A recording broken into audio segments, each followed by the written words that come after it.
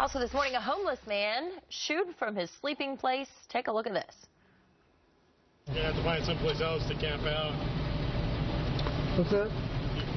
This is private property. You have to find someplace else to camp out. All right. I'll camp out. Thank you. No worries.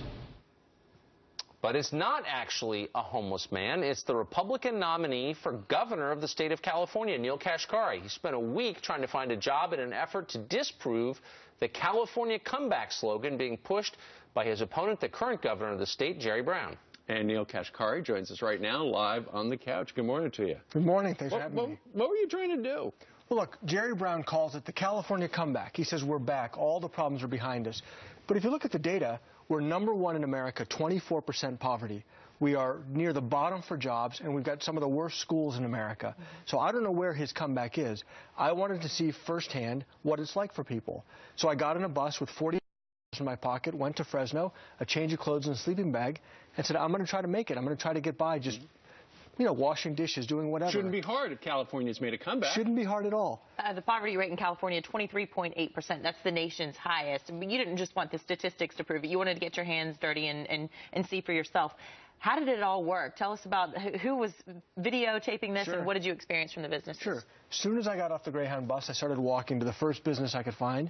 Now, I had a hidden camera in my backpack. I did have a videographer with us, but it wouldn't work if I walk into a business with a camera out. And just asking, I say, look, I just got into town. I'm looking for work. Are you hiring? No, we're not hiring. We're all full. Well, do you know if anyone else is hiring? No, we don't know if anyone else is hiring. That sequence was repeated over and over and over again. Now, I had enough money on me, $40 to buy food for the first few days. And I was sleeping on the street, either a park bench or a parking lot or beside a dumpster, hopefully to find a place where it was safe. But then as soon as I ran out of money, searching for a job was no longer my highest priority. You had to eat. I had to eat. First priority is finding food.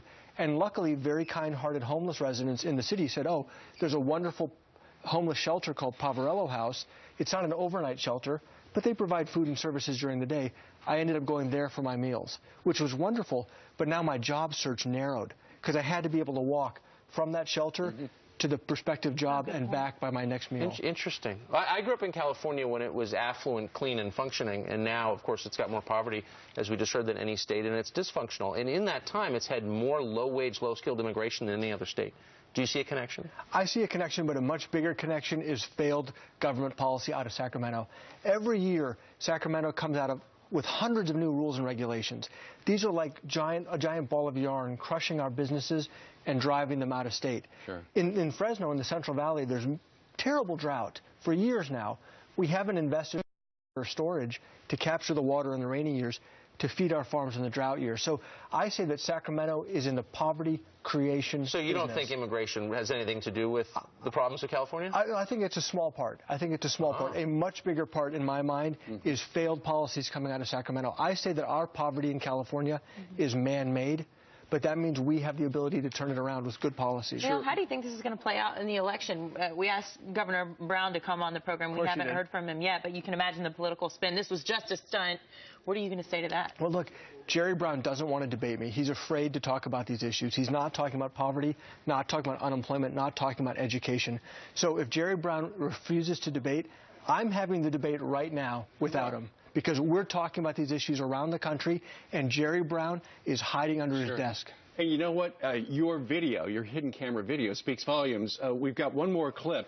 Now, we should point out, you had another camera person with you, but the camera was concealed. You couldn't see a guy with a handy cam like that. Here, once again, Neel, who's running for governor, simply trying to get a job. No jobs. I just got into town, and I'm looking for work.